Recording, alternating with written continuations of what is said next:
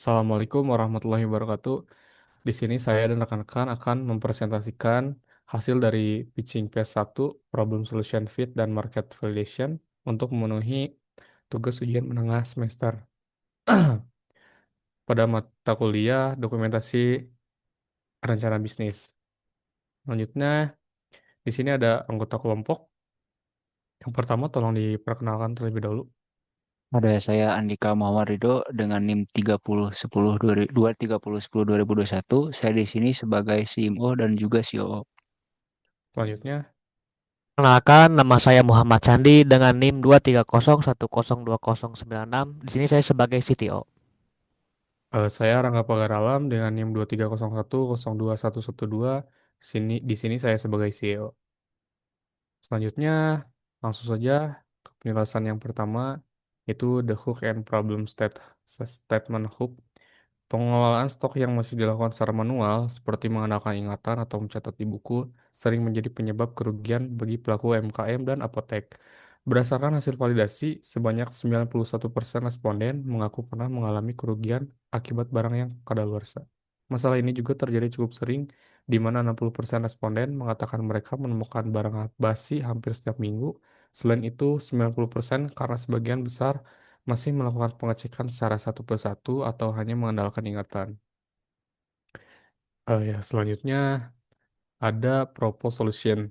Jadi, Expirago eh, menyajikan solusi berbentuk aplikasi SaaS mikro pengingat kadaluarsa yang dirancang sangat ringan, khusus untuk mencegah kerugian barang terbuang pada UMKM. Di sini juga ada fitur dan keunggulan. Yang pertama, scan barcode cepat menggunakan kamera smartphone biasa tanpa perlu membeli alat scanner kasir yang mahal. Kedua, smart notification. Sistem akan mengirimkan notifikasi otomatis, contohnya seperti Hamin 30, Hamin 7, atau Hamin 1. Jadi via aplikasi atau WhatsApp, sehingga warung bisa segera mengadakan promo diskon atau melakukan return ke supplier. Yang terakhir ada validasi solusi. 100% responden menyatakan tertarik, 80% sangat tertarik, 20% tertarik dengan solusi spesifik ini, dan 90% paling membutuhkan fitur notifikasi otomatisnya. Selanjutnya akan dijelaskan oleh Andika. Lalu di sini saya akan menjelaskan target market. Yang pertama ada profil pengguna. Jadi target pengguna kita tuh yang pertama ada pemilik warung kelontong, skala mikro kecil dan juga apotek yang menjual barang dengan masa simpan kritis. Lalu ada karakteristik, ada THM, SHM dan juga SHM framework. Yang pertama, target utama adalah pemilik usaha di rentang usia 25 sampai 55 tahun. Lalu tahu mereka sudah terbiasa memegang smartphone, namun enggan atau kesulitan memakai sistem point of scale atau POS yang mahal dan rumit. Lalu pada TAM atau Total Available Market, 64 juta pelaku UMKM di Indonesia. Lalu ada SAM atau Serviceable Available Market, 1,5 juta warung kelontong dan apotek kecil yang belum terdigitalisasi di wilayah Jawa Barat. Lalu ada SOM atau Serviceable Obtainable Market, target 500 unit usaha di wilayah Bandung pada tahun pertama operasional. Lalu selanjutnya ada Business Model atau BMC Highlight. Yang pertama ada penawaran dan pelanggan atau who and what. Ada customer segment, warung kelontong mikro dan juga apotek kecil. Lalu ada value proposition, mencegah kerugian via notifikasi WhatsApp otomatis, contohnya seperti Hamin 30 atau Hamin 7, cukup scan barcode pakai HP Android saja. Lalu ada customer relationship, bantuan via WA dan tutorial ringkas dalam aplikasi. Ada juga operasional dan pemasaran atau how. Yang pertama ada key activities, pengembangan aplikasi, integrasi bot WA, dan pemasaran ke warung. Lalu ada key resource, server cloud, API WhatsApp, dan juga tim developer. Lalu ada key partners, payment gateway seperti Midtrans dan juga Sendit, dan ketua komunitas UMKM. Yang terakhir ada channels, direct sales ke warung, Play Store, dan juga grup Facebook.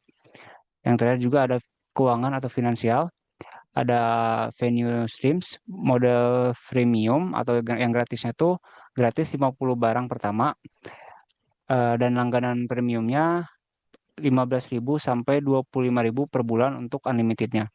Lalu ada cost structure, biaya awal sewa cloud server, langganan API WhatsApp, pemasaran, dan tim developer.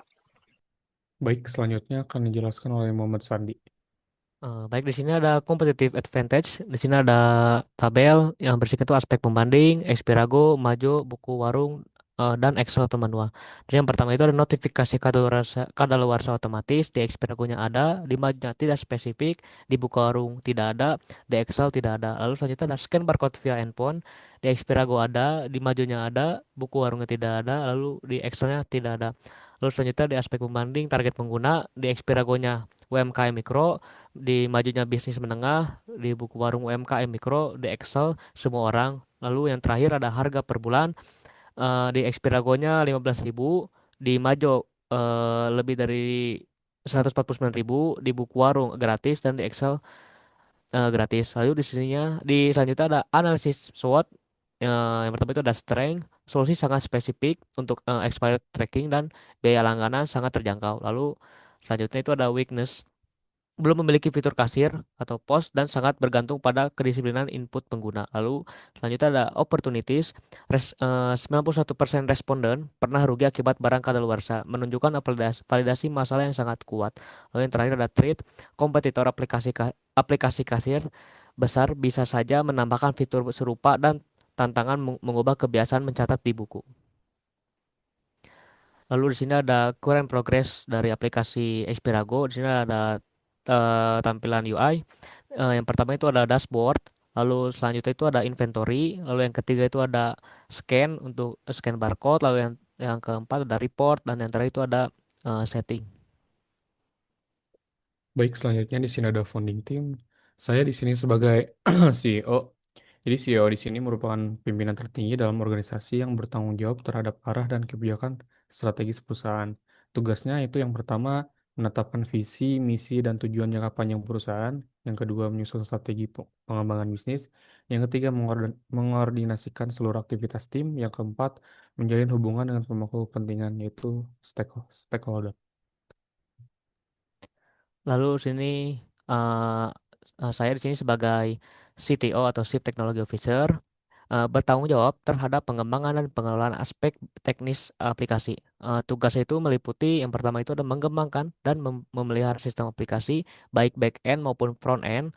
Lalu yang kedua itu ada mengelola basis data pengguna dan produk.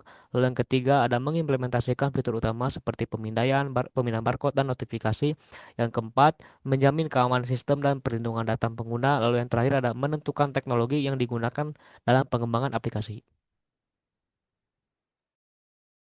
Saya di sini sebagai CMO dan juga COO.